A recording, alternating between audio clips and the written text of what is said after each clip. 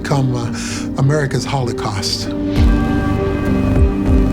Since the Roe v. Wade decision in 1973, at least 1 million unborn children every year have lost their lives to abortion, and countless women and men have had to suffer from the negative consequences of abortion. Abortion provides temporary relief, but afterwards comes the bigger package of depression and guilt and shame and sorrow and regret that you live with for many, many years. I come from a generation where at least a third of my generation isn't here because of abortion. And for me, that's just unconscionable. And I can't live in a society where millions upon millions of my fellow American citizens are not here.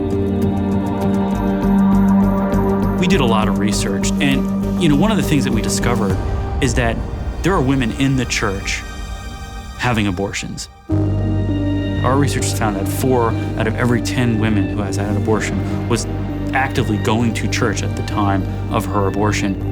And the reality is that when it comes to the abortion issue and the life issue, the church has not really been using that transformative power that it has around this issue. It's been an issue that's been outside of the church when the problem is inside the church and the church has a call to the broader culture. So we're inspired around this project specifically to do that.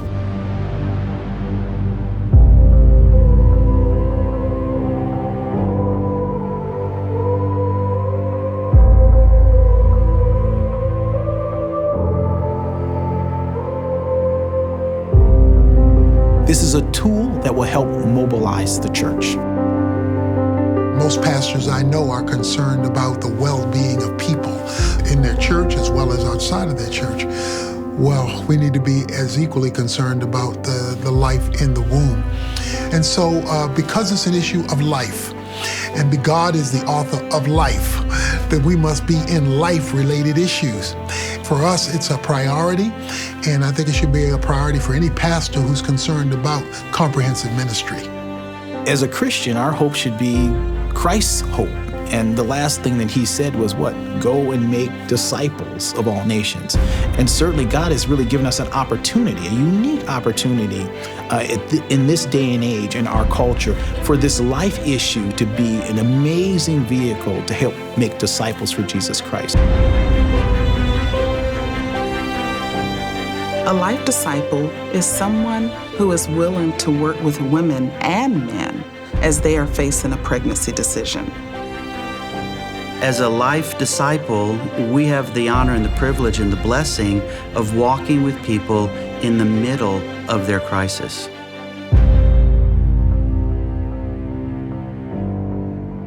When I was pregnant at 17, I went to our local OBGYN, and he asked me, is this good news or is this bad news? And I said, this is not good news. And he said, well, here's the number for an abortion clinic in New York City.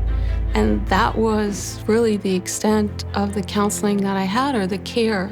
It was like, if this is an unplanned pregnancy, abortion is the solution. And if I had a life disciple at 17, I would have chosen life instead of abortion.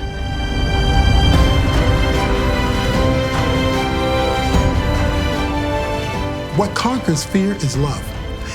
And when you envelop this lady with love and encouragement and compassion, that I want to cry with you, I want to laugh with you, I want to embrace you, I want to love you, you've opened up the door to share the gospel.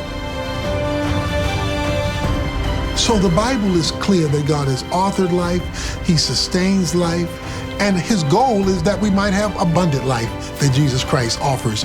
And of course, the church is the best place to offer all of it. I firmly believe the more educated people are about the abortion issue, the more and more people become pro-life and want to protect unborn children and women and men from the destruction of abortion. Because that's really to the core of how we solve the abortion issue in our country, is to reach the people that it's impacting the most. Our goal with this curriculum is for people who will be trained as life disciples and who have an opportunity to meet with people who are facing a pregnancy decision. People who have before them life or death. Our hope and our prayer is that you will help them choose life.